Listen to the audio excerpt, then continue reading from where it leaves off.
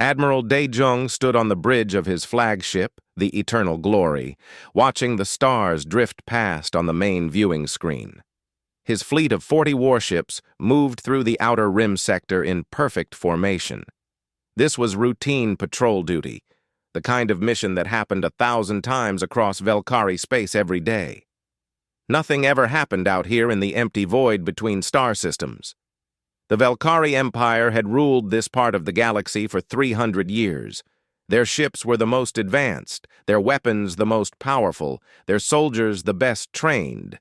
Daejung had spent 30 years in the Imperial Navy, rising through the ranks with skill and dedication. He had fought pirates, rebels, and rival species. He had never lost a battle. "Admiral, I'm picking up something strange," Lieutenant Yuna called from her station. She was young, barely 2 years out of the academy, but she had sharp instincts. Her fingers danced across the sensor controls, her face puzzled. "What kind of strange?" Daejung asked, walking over to her station. "Energy readings, sir. Massive ones, coming from the edge of sensor range." She pointed at her screen. "But there's nothing out there. That sector has been empty for centuries." Daejung frowned. Empty space didn't generate energy readings. "Could it be a malfunction?" "I've checked 3 times, sir. It's real." Yuna's voice was uncertain. "And it's getting stronger. Whatever it is, it's getting closer." The Admiral returned to his command chair. "All ships, combat alert. Helm, reduce speed by half. Sensors, full sweep of that sector. I want to know what we're dealing with." The bridge crew moved with practiced efficiency. Red alert lights bathed the bridge in a crimson glow. Across the fleet, 40 warships prepared their weapons and shields. If this was some kind of trap, they would be ready. For 10 minutes, nothing happened. The energy readings grew stronger, but the sensors showed only empty space. Then Yuna gasped. "Sir, I'm getting visual confirmation. 3 contacts. They just appeared out of nowhere." "On screen," Daejung ordered. The main viewing screen changed. 3 ships hung in the void, and Daejung's breath caught in his throat. They were enormous, each one easily 3 times the size of his flagship. Their hulls were dark gray metal, scarred and pitted with age. Strange symbols marked their sides, writing in a language the Velkari had not seen in 3 centuries. "Those are human ships," whispered Taemin, the fleet's political counselor. He had been standing quietly in the corner of the bridge, but now he moved forward, staring at the screen. "Old Earth military design, but that's impossible." Everyone knew the story of humanity. 300 years ago, they had been a rising power in the galaxy. Then suddenly, they had vanished. Their colonies went silent, their ships disappeared, their homeworld went dark. Most species assumed they had destroyed themselves in some civil war. A few thought they had fled to another galaxy. Either way, humanity was gone. "Run a full analysis," Daejung commanded. "I want to know everything about those ships." The sensor officer worked quickly. "Sir, the hulls match human military designs from approximately 300 years ago, but the energy readings don't make sense. Those ships are putting out more power than our entire fleet combined." That couldn't be right. 300-year-old ships with that much power? It violated everything Daejung knew about technology. Old ships had weak reactors, failing systems, and limited capability. These readings suggested something else entirely. "Try to make contact," he ordered. "Standard greeting protocols." The communications officer opened a channel. "Unknown vessels. This is the Velkari Imperial Third Fleet. You have entered territory controlled by the Velkari Empire. Please identify yourselves and state your intentions." Silence. The 3 massive ships drifted in space, their running lights dim, their weapons ports dark. Then, finally, a response came through. The voice was human, female, and utterly calm. "You are in human territory. Withdraw." The bridge fell silent. Human territory? There was no human territory. Humanity was extinct, scattered, gone. This sector had been empty for centuries. The Velkari Empire had claimed it decades ago. Counselor Taemin stepped forward. "Admiral, perhaps we should consider their request. We don't know what we're dealing with here." But Dai Jung had not risen to his rank by backing down from ghosts. "We have 40 warships. They have 3 ancient relics. If these are humans, they've been hiding for 300 years. They don't get to simply claim territory that the Empire has held for decades." He turned to the communications officer. "Send a response. Tell them that this territory belongs to the Velkari Empire by right of settlement and exploration. Tell them they have 1 hour to power down their weapons and prepare to be boarded for inspection." "Sir, is that wise?" Yuna asked quietly. Dae-jung gave her a sharp look. "Those are my orders, Lieutenant." The message was sent. Again, silence stretched across the void. The 3 human ships did not move, did not respond. The minutes ticked by slowly. Dae-jung watched the clock, watching the deadline approach. 30 minutes to deadline, sir," the tactical officer reported. "All ships battle formation," Dae-jung ordered. "Charge weapons to 50%. Show them we're serious." The Velkari fleet spread out, forming an attack pattern around the 3 human ships. It was an intimidating display of force, the kind that had made countless enemies surrender over the years. 40 modern warships against 3 ancient relics. The outcome was obvious. 15 minutes to deadline, the tactical officer said. Still, the human ships did not move. They floated in space like sleeping giants, silent and still. Dae-jung began to wonder if they were even occupied. Perhaps they were automated, ghost ships drifting through the void with no crew. 5 minutes, sir. All ships, weapons to full charge. Target their engines and weapons systems. Prepare to fire on my command." Across the fleet, weapons came online. 40 ships aimed their guns at the 3 human vessels. On the main screen, Dae-jung could see his fleet's targeting lasers painting the ancient hulls with red dots. "Deadline reached. Sir." Dae-jung opened his mouth to give the order to fire. Then everything changed. The 3 human ships came alive. Their hulls lit up with brilliant blue light. Energy readings spiked so high that several sensor stations exploded in showers of sparks. Warning alarms screamed across every bridge in the fleet. "Sir, their weapons are charging," the tactical officer shouted. "Power readings are off the scale. I've never seen anything like this." The lead human ship, the one in the center, aimed one of its massive forward guns at the Eternal Glory. For a single heartbeat, Dae-jung saw his death approaching. Then the human ship fired. A beam of pure white energy lanced across the void. It struck the flagship's shields and passed through them as if they were made of paper. The beam missed the bridge by less than 5 meters, burning a perfect hole through the ship's superstructure and out the other side. The shot had been a warning, a demonstration. If that beam had been aimed just slightly to the left, it would have killed everyone on the bridge. Dae-jung sat frozen in his chair, staring at the damage reports flooding his screen. 1 shot. They had fired 1 shot and it had gone through his shields as if they didn't exist. His flagship, the pride of the Imperial Navy, had been crippled in an instant.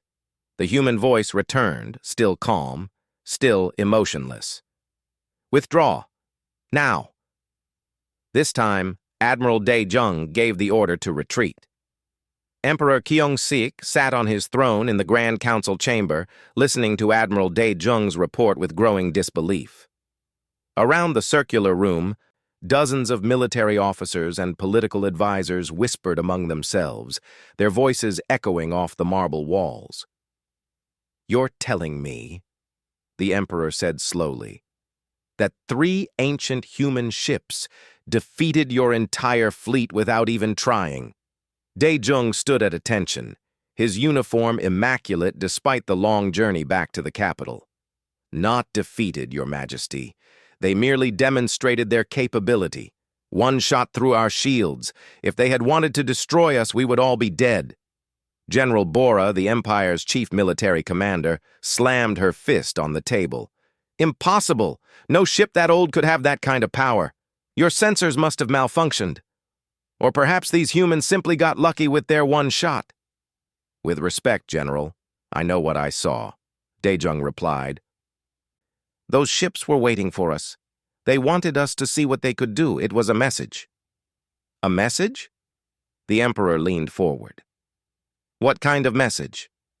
That we should stay away from their territory.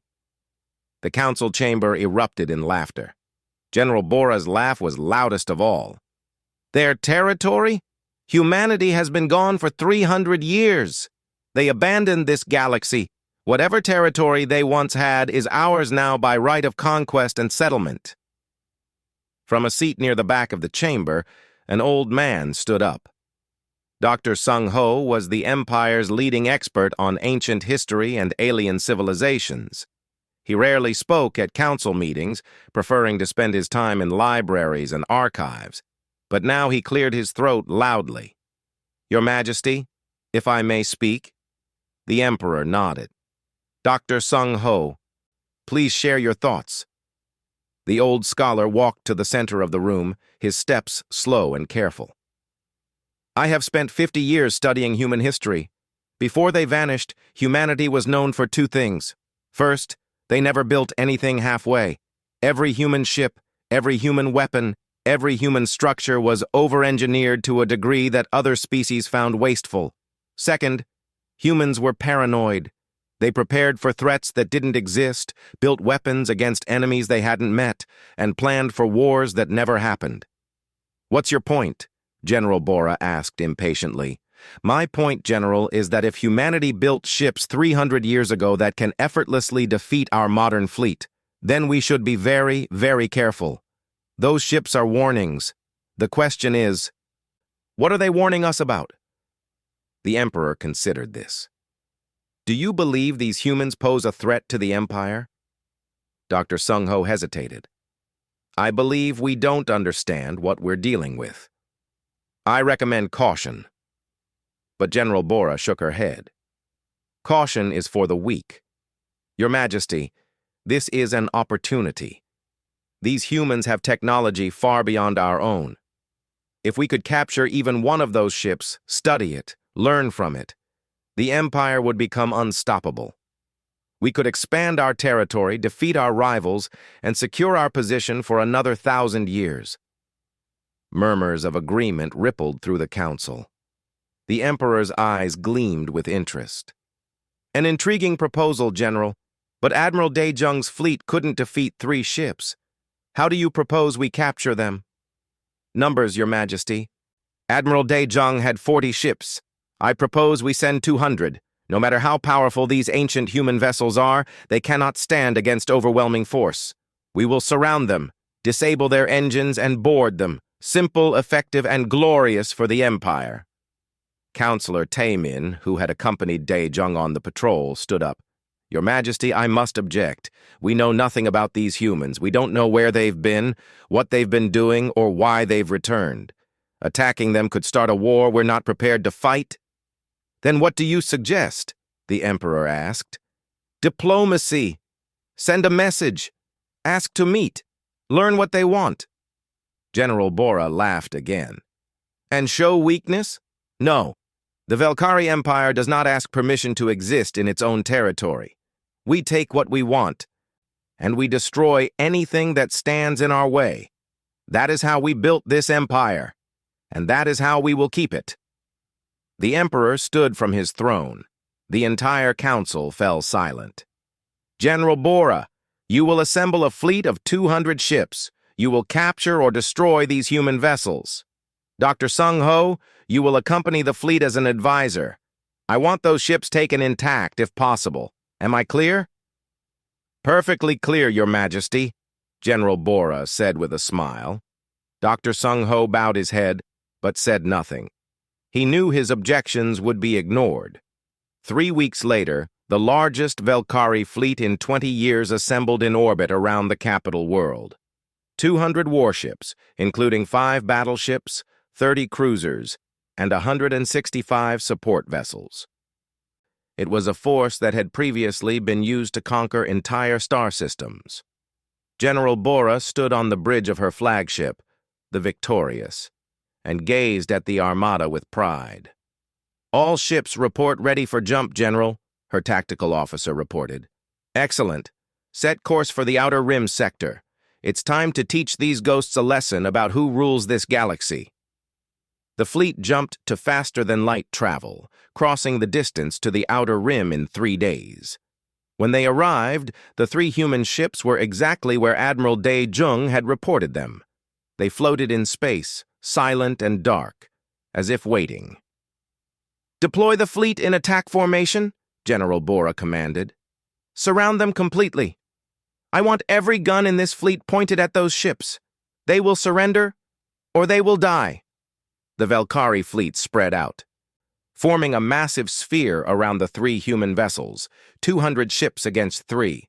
The odds seemed impossible to overcome. General Bora opened a communication channel. "Human ships, this is General Bora of the Valkyrie Imperial Navy. You are completely surrounded. Power down your weapons and prepare to be boarded. If you comply, your crew will be treated well. If you resist, you will be destroyed. You have 10 minutes to respond." For a long moment, there was no answer. Then the same calm female voice that had spoken to Admiral Dae Jung replied, "This is Captain Hana of the human warship Indomitable. You are making a terrible mistake. Leave this area immediately. This is your final warning." General Bora smiled. "You're surrounded by 200 warships, Captain. You have 3 old ships that should have been scrapped centuries ago. What makes you think you can threaten me?"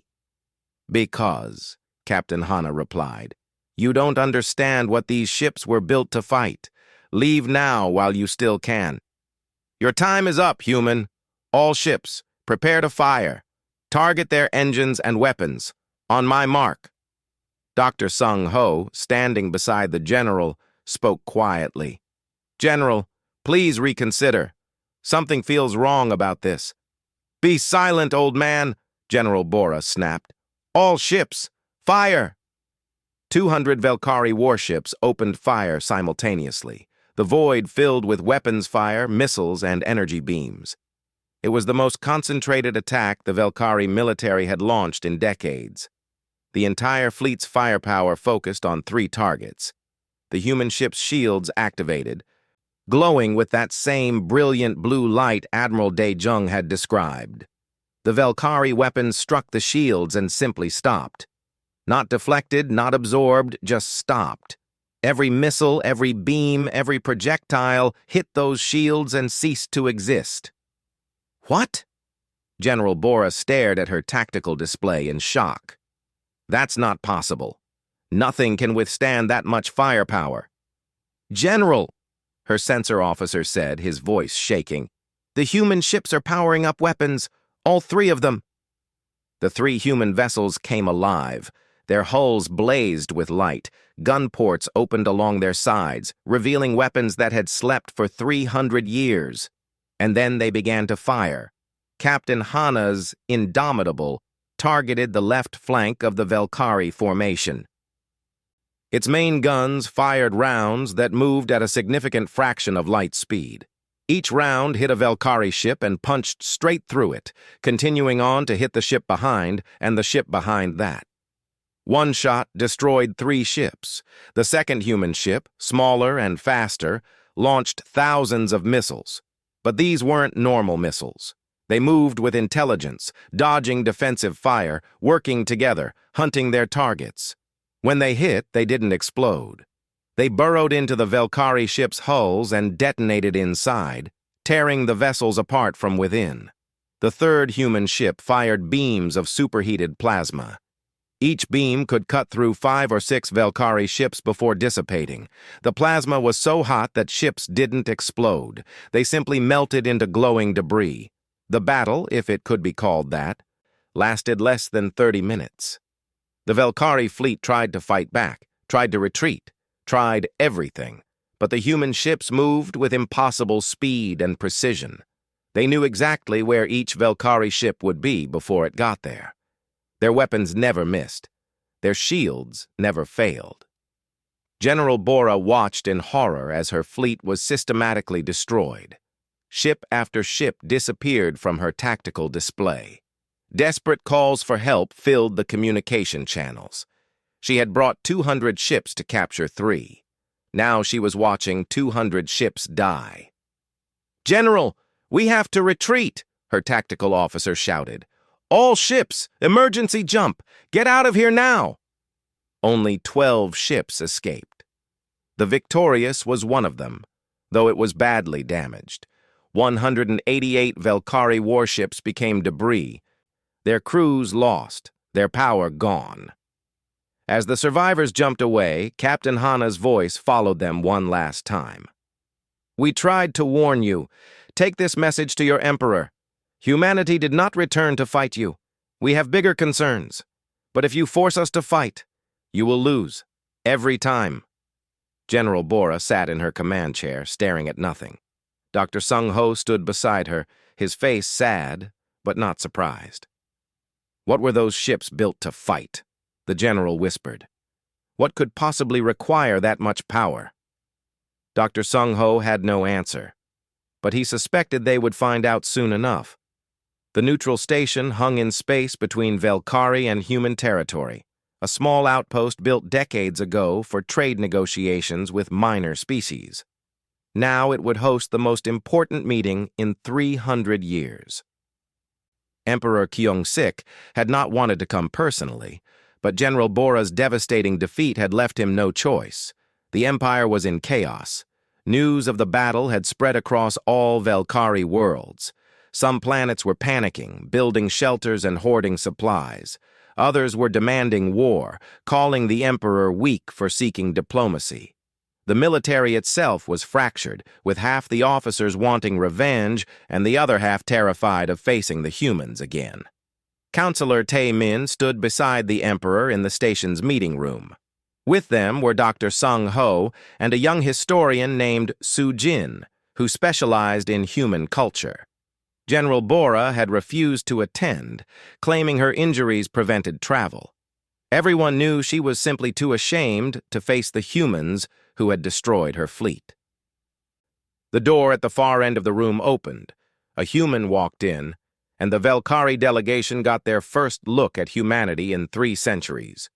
He was tall and slim, with dark hair and calm eyes. He wore a simple gray uniform with no decorations or medals. He moved with quiet confidence, showing no fear or aggression. Behind him came 2 guards in powered armor, their faces hidden behind visored helmets, weapons held ready but not aimed. "I am Ambassador Minho," the human said in perfect Valkyrie language. His voice was gentle, almost kind. "Thank you for agreeing to meet. Please sit. We have much to discuss." Emperor Kyung-sik remained standing. "You destroyed nearly 200 of my ships." "Yes," Minho said simply. "After we warned you twice to leave us alone. After your general decided 200 ships would be enough to intimidate us. We defended ourselves. Those were ancient ships, 300 years old. They were. And yet they survived, while your modern fleet did not. That should tell you something important, Your Majesty." The Emperor finally sat, gesturing for his advisors to do the same. Minho sat across from them, his guards taking positions by the door. "Where have humans been for 300 years?" Counselor Tae-min asked. "Why did you leave? Why return now?" Minho was silent for a moment, as if choosing his words carefully. "To answer that, I need to tell you a story. 300 years ago, humanity detected something in deep space. Our long-range probes found evidence of a threat moving through the galaxy. Not an army, not an empire. Something worse." He pulled out a small device and projected a holographic image above the table. It showed a massive ship, dark and angular, covered in strange geometric patterns. The ship was destroying a planet, breaking it apart and consuming the debris. "We call them the Devourers," Minho said quietly. "They're not biological. They're machines, built by some long-dead civilization to consume and process matter. They reproduce by building more of themselves from the materials they harvest. They've been crossing the galaxy for thousands of years, destroying everything in their path. Dr. Sung Ho leaned forward, studying the hologram. I've read ancient texts mentioning something like this. Old warnings from extinct species.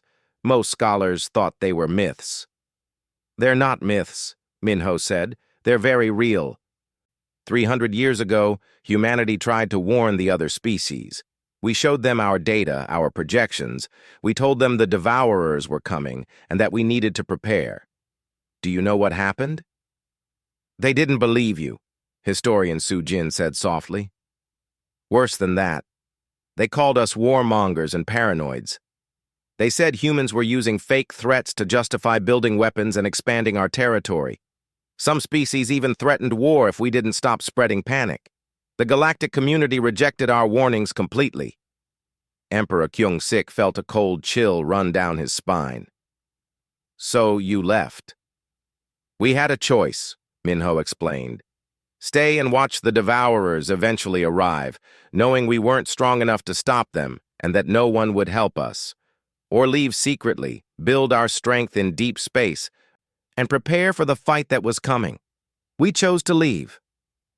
But why not tell anyone? Taemin asked. Why just vanish? Because if we had announced our plans, other species would have followed us, demanding we protect them while contributing nothing to the defense. Or they would have attacked us, thinking we were fleeing with valuable technology. The only way to prepare was to disappear completely.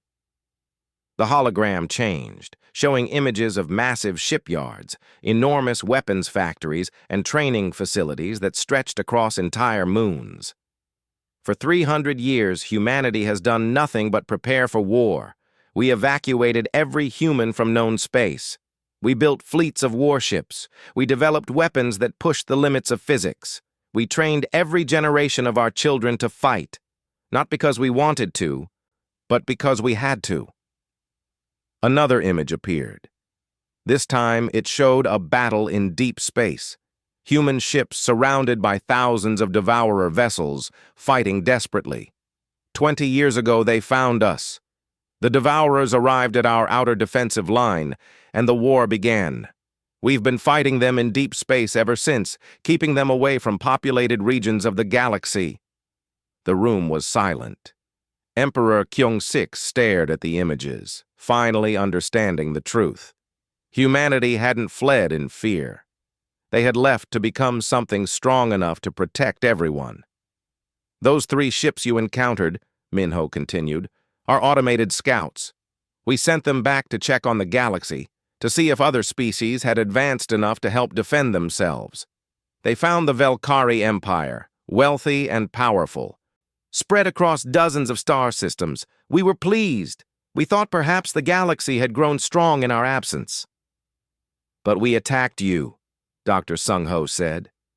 Twice, Minho agreed, which told us you still weren't ready to understand the real threat. Those 3 ships are 300 years old, as you noted. They're outdated, obsolete, ancient by our current standards, and they destroyed your best fleet easily. That's how far humanity has advanced. That's how desperate our situation has become. Why are you telling us this now? The Emperor asked. Minho's face grew grim. Because the situation has changed. For 20 years, we held the devourers at the outer defensive line. We thought we could contain them there indefinitely, keep them away from the populated galaxy. But they're adaptive. They learn. 6 months ago, they found alternate routes around our defensive line. They're coming here to this part of the galaxy, to your territory. In approximately 6 months, the first devourer swarms will reach Velkari space. The hologram changed one final time, showing a star map.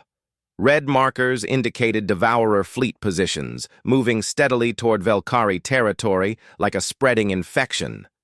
There were thousands of markers, far more than any military force in known history.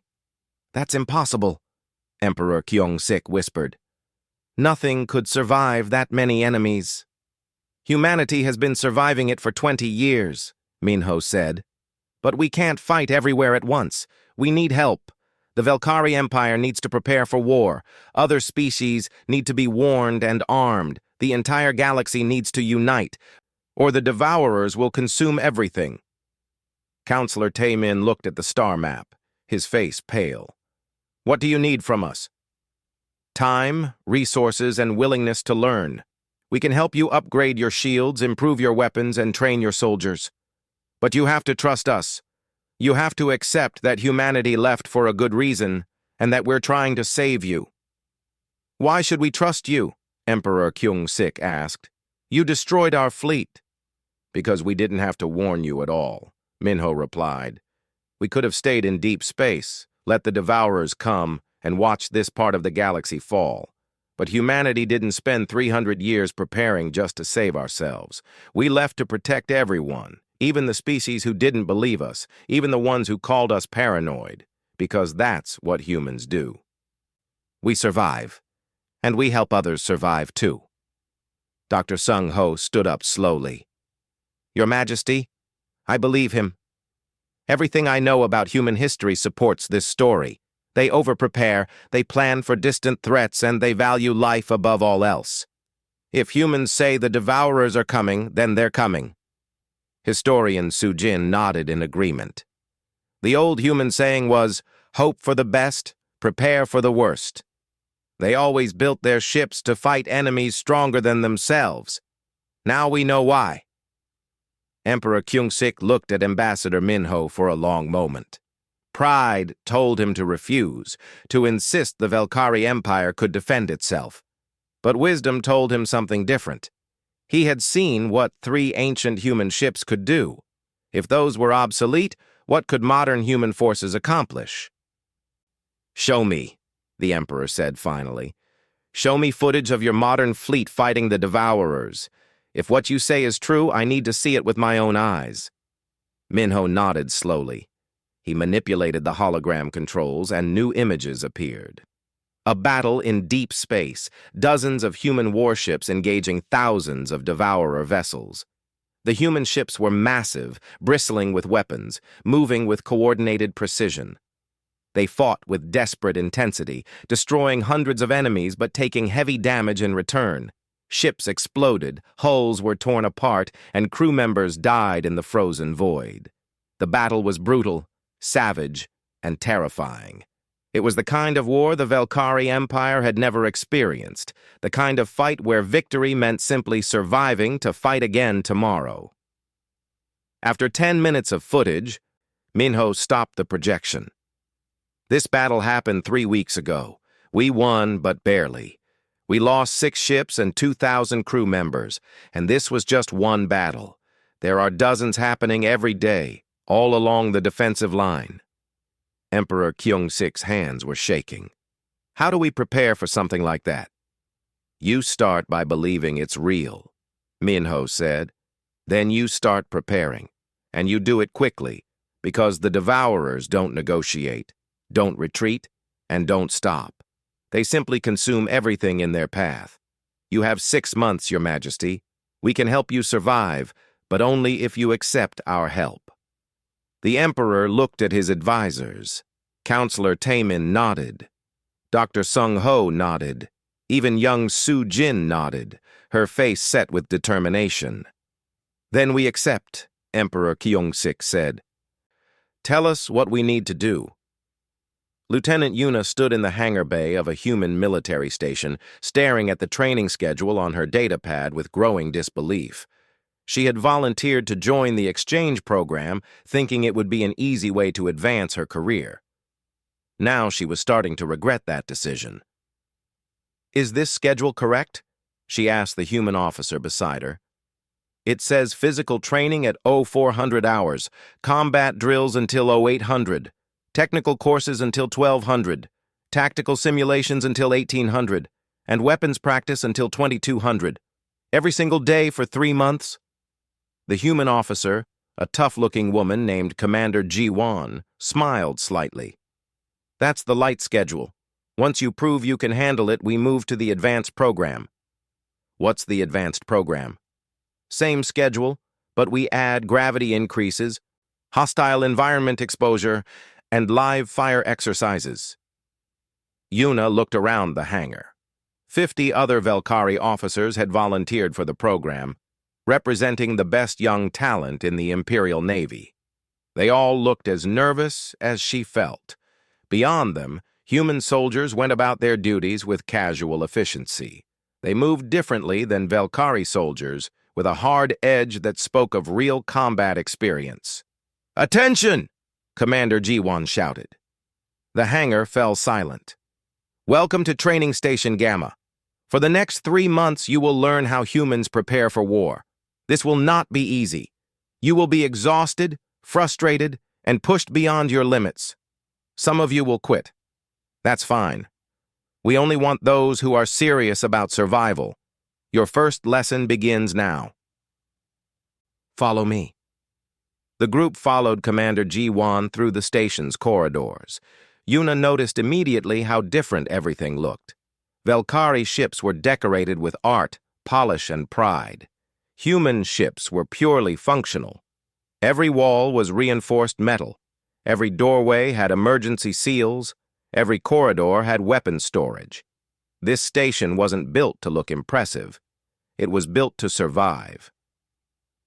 They entered a massive training room.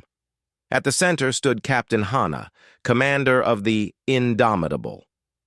She looked older than Yuna expected, with gray in her hair and scars on her hands, but her eyes were sharp and alert. "I'm Captain Hana," she said without preamble. 27 years in the human military. I've fought the Devourers in 73 separate engagements. I've survived the destruction of 2 ships and lost more friends than I can count. I'm going to teach you how to do the same." She pulled up a holographic display showing a Velkari warship. "This is your standard Imperial Navy vessel. Beautiful design, impressive weapons, comfortable crew quarters. It would last approximately 4 minutes against a Devourer assault ship. Do you know why?" No one answered. Captain Hana zoomed in on the ship's shield generators. "Your shields are designed to deflect energy weapons and projectiles from other civilized species who follow similar technological paths. Devourers don't follow any rules. They hit you with relativistic mass drivers, quantum destabilizers, and gravitational disruptors. Your shields might as well be made of paper." She changed the image to show a human warship. It was ugly compared to the Velkari design, blocky and heavy. "This is a human destroyer.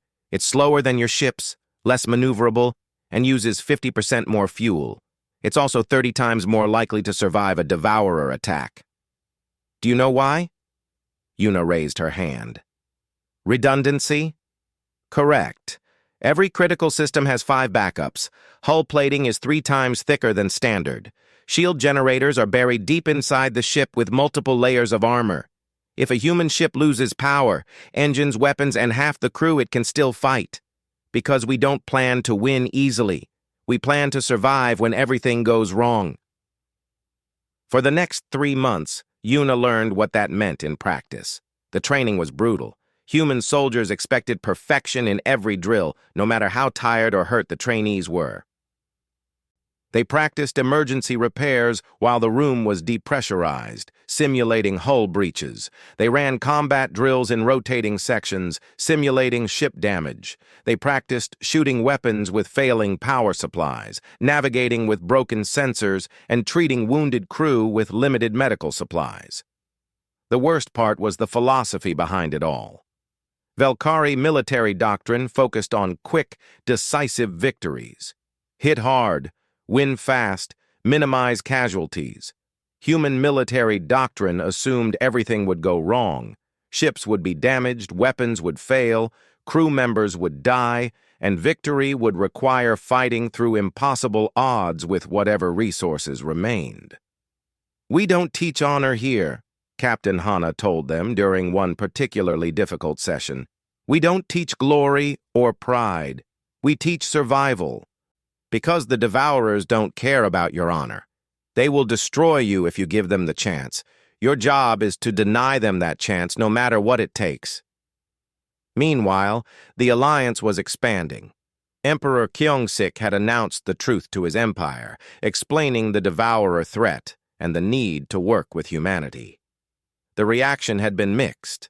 Half the population supported the emperor, understanding the danger. The other half accused him of cowardice, claiming he was inventing threats to excuse his defeat. The internal conflict came to a head 1 month into the training program. A group of Velkhari military officers, led by hardline commanders who refused to accept human help, attempted a coup. They tried to seize the imperial palace and remove Emperor Kyung-sik from power. Captain Hana's Indomitable, which had been orbiting the capital world as part of the new alliance, received the distress call. Without hesitation, she moved her ship into defensive position above the palace. When the rebel forces tried to attack, the Indomitable disabled their ships with pinpoint precision, destroying weapons without killing crews. The coup failed within hours. Emperor Kyung-sik survived, and the rebel leaders were arrested. But the incident proved something important. Humanity was committed to the alliance, willing to defend Velkhari lives even when attacked by other Velkhari. Admiral Dae-jung, who had been working closely with human military planners, used the incident to push for deeper integration.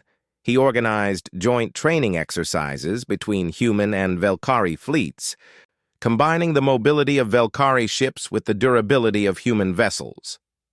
The exercises were clumsy at first, with both sides struggling to understand each other's tactics, but slowly, they began to work together effectively.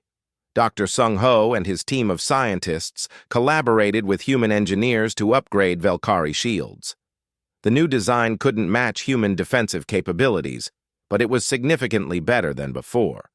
Velkhari weapons were modified too, trading some range and elegance for raw destructive power. Across the Empire, shipyards worked around the clock building new vessels using hybrid designs. They wouldn't be ready in time for the first Devourer attack, but they would help in the long war to come. Other species watched these developments with growing concern. Some approached the alliance asking to join, recognizing the threat was real. Others retreated deeper into the galaxy, hoping to avoid the coming storm. A few actively opposed the alliance, seeing humanity as a greater threat than any supposed machine intelligence. Lieutenant Yuna graduated from the training program with 43 other surviving Velkhari officers. 7 had quit, unable to handle the pressure. She stood at attention as Captain Hana presented her with a small metal badge, the symbol of a certified human combat instructor. "You've learned a lot," Captain Hana said, "but you haven't learned everything. Real combat will teach you the rest. Remember what we taught you. Survive first, win second. Take care of your crew, maintain your ship, and never assume anything will go according to plan." "Yes, Captain," Yuna said formally.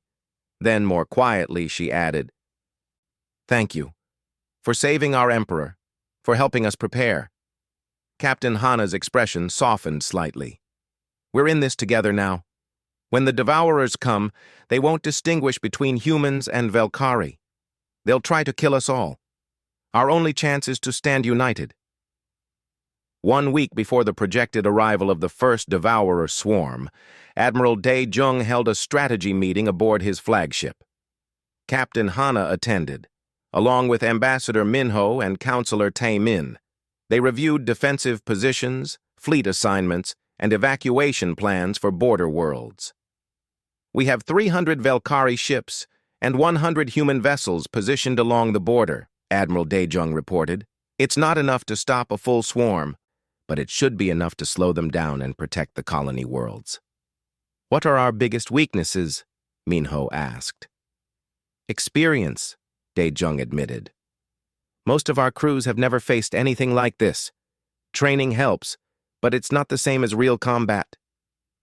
"That's true for all first battles," Captain Hana said.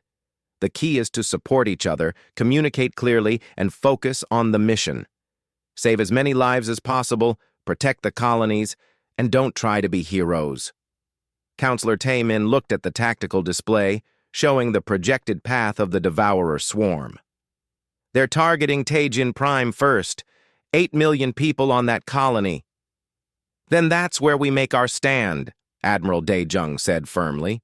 "We hold the line at Taejin Prime, no matter what it takes." 2 days later, Lieutenant Yuna took command of her first ship, a new destroyer built with hybrid human Valkyrie technology. She named it New Dawn, hoping it would see the beginning of a better future. Her crew was young, mostly fresh from the academy, with 3 human advisors to help with combat operations. As she sat in the captain's chair for the first time, Yuna thought about everything she had learned. The brutal training, the new tactics, the changed perspective on what military service meant. She thought about Captain Hana's words: "Survive first, win second." The fleet assembled at Taijin Prime, 400 ships preparing for the fight that would determine the fate of the Alliance. Human vessels formed the defensive core, their heavy armor and powerful shields creating a wall of protection. Valkyrie ships spread out on the flanks, ready to use their speed and maneuverability to strike at enemy weak points. On the bridge of the Indomitable, Captain Hana received a message from the outer sensor network. The Devourers had arrived early. They were 4 months ahead of schedule, and there were more of them than expected. She opened a fleet-wide channel. "All ships, this is Captain Hana. The enemy is here. Remember your training. Trust your crews. Trust each other. And survive. That's an order." Admiral Daejung stood on his bridge, watching the sensor displays as thousands of Devourer vessels dropped out of faster-than-light travel. He felt fear, yes, but also determination. The Valkyrie Empire had been arrogant, believing itself invincible. Now they would learn humility through fire. "All ships," he broadcast, "this is Admiral Daejung. Today we fight not for glory or conquest, but for survival. For our families, our worlds, our future. Stand firm, fight well, and show these machines what happens when they threaten the living." The Devourer swarm began to accelerate toward Taejin Prime. The battle was about to begin. The Devourer swarm filled space like a plague of metal insects. 4,000 ships, each one built from the remains of dead civilizations, moved toward Taejin Prime with mechanical precision. They came in waves, coordinated by the hive intelligence that controlled them all. Lieutenant Yuna watched them approach on her tactical display, feeling her heart pound. Her crew was silent, tense, waiting for orders. She thought of Captain Hana's training, all those brutal months of preparation. Now she would learn if it was enough. "All ships, maintain formation," Admiral Daejung's voice came through the communication channel. "Let them come to us. Make them fight on our terms." The first wave of Devourers reached weapon range. They opened fire with a mixture of energy beams, magnetic accelerator rounds, and strange weapons that distorted space itself.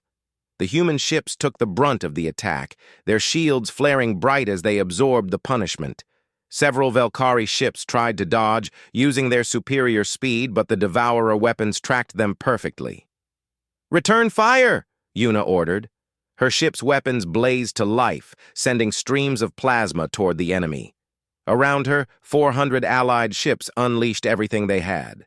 The space between the fleets became a storm of fire and destruction. Devourer ships exploded as human weapons tore through their hulls. But for every Devourer destroyed, 2 more took its place. They didn't fear death, didn't hesitate, didn't retreat. They simply kept coming.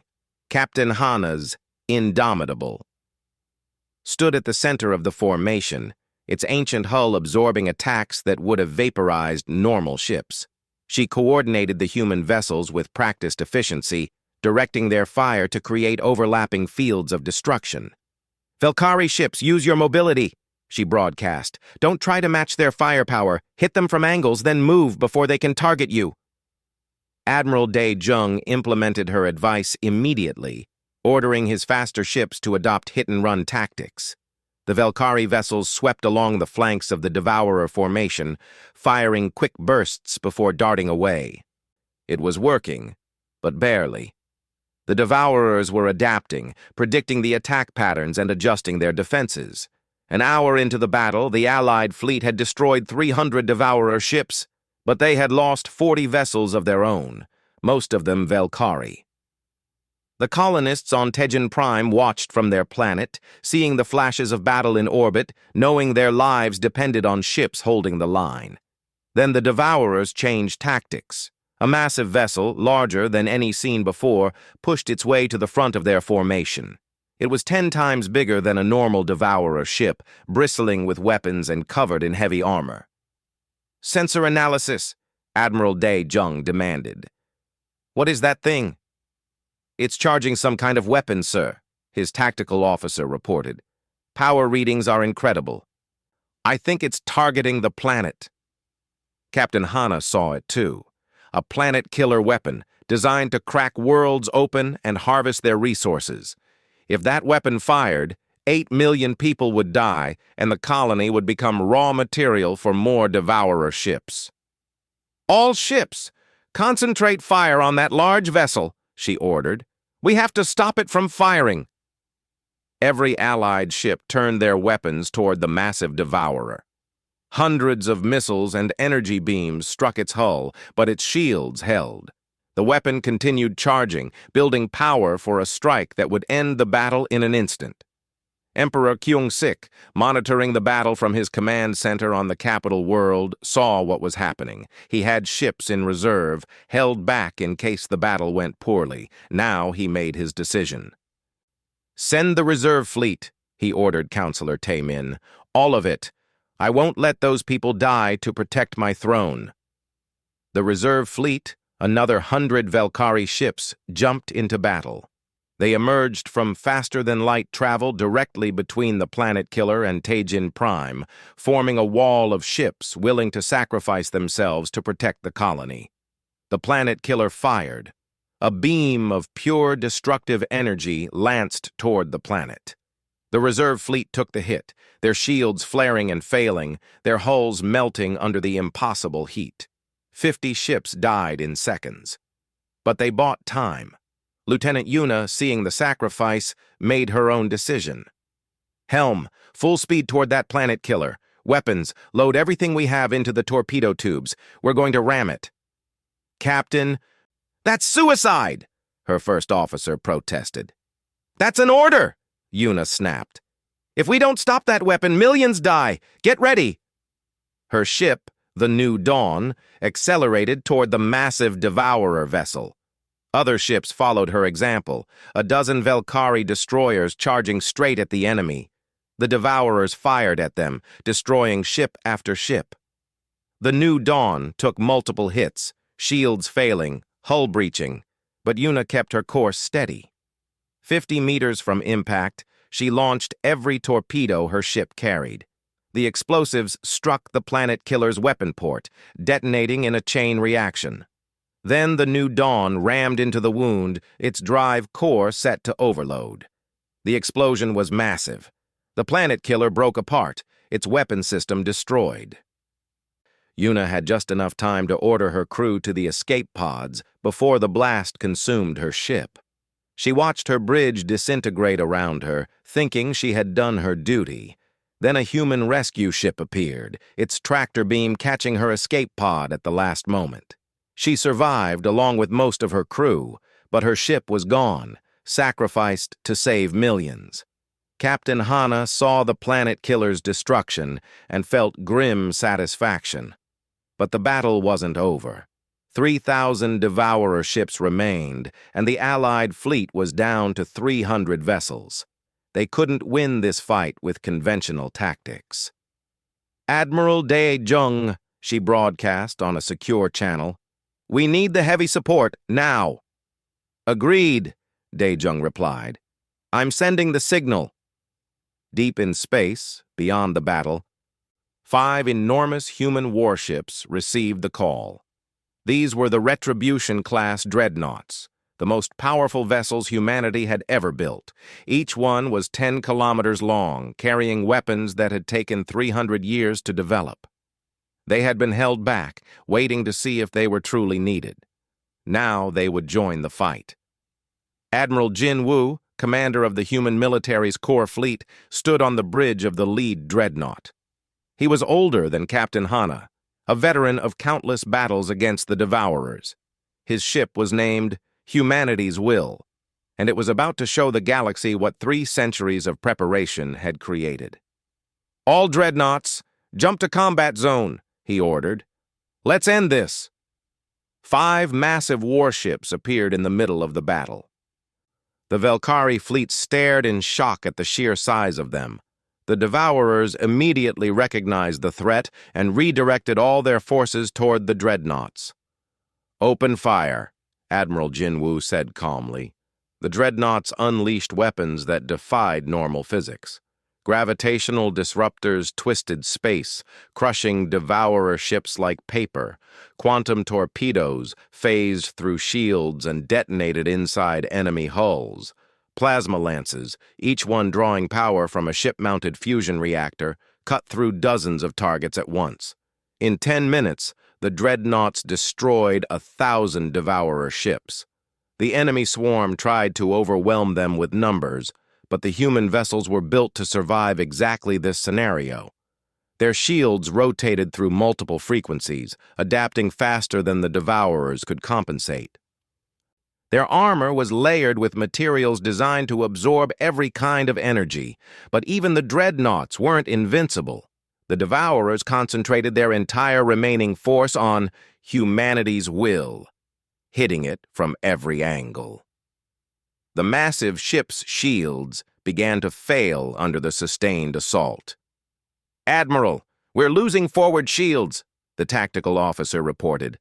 "Hull breaches on deck 7 through 12. Captain Hana saw what was happening. The Indomitable was damaged but still functional. She could help. "All power to engines," she ordered. "Ramming course toward that Devourer command ship. If we take out their coordination center, the swarm will lose efficiency." "Captain, we won't survive that," her first officer said. "I know," Hana replied simply. "But Admiral Jinwoo will. And so will everyone on that planet." The Indomitable, the ancient warship that had started this entire conflict, accelerated toward the Devourer command vessel. Human and Velkari ships tried to cover her approach, buying her precious seconds. The old ship took hit after hit, systems failing, crew members dying, but Captain Hana held her course. At the last moment, the Indomitable fired every remaining weapon directly into the command ship's core. Then it rammed home, both vessels exploding in a brilliant flash. The Devourer swarm lost coordination instantly. Ships stopped working together, their tactics becoming disorganized. The Allied fleet took advantage, pressing their attack with renewed fury. Admiral Dae-jung felt tears on his face as he watched the Indomitable die. Captain Hana had saved them all. Now it was his job to finish what she started. "All ships, final push," he broadcast. "For Captain Hana, for humanity, for survival." The combined fleet surged forward. Admiral Jinwoo's dreadnought, damaged but operational, fired its main weapon for the first time. The directed singularity cannon created a miniature black hole that lasted for 3 seconds, consuming hundreds of Devourer ships before collapsing. The battle ended suddenly. The remaining Devourer vessels, seeing the tide turn, attempted to retreat. But the Allied fleet pursued them, destroying every ship they could reach. When the last Devourer exploded, the entire fleet fell silent. They had won. Barely, desperately, at terrible cost. But they had won. 60% of the Velkari fleet was gone. 40% of the human forces were damaged or destroyed. Thousands of crew members had died, including Captain Hana. But Tajin Prime survived, along with its 8 million people. Emperor Kyung-sik addressed the entire galaxy from the capital world, his speech broadcast to every species with receivers. Today, we faced extinction, and we survived. Not because we were strong alone, but because we fought together. Humanity warned us about the Devourers, and we didn't listen. They left to prepare while we remained comfortable and ignorant. But when we finally asked for help, they came. They trained us, armed us, and died beside us. I propose a new era for this galaxy, an era of cooperation, of shared defense, of unity. Let this be the day we stop fighting each other and start protecting each other. The speech resonated across the stars. Species that had watched the battle with fear now came forward, asking to join the alliance. Shipyards across the galaxy began building warships using human designs. Training programs were established on 100 worlds. 1 year after the Battle of Tajin Prime, a memorial station was built in orbit above the colony. It contained the names of every person who died in the battle, both human and Velkari. At the center was a piece of the Indomitable's hull, recovered from the debris field. Lieutenant Yuna, now promoted to captain, stood before the memorial with her new ship's crew.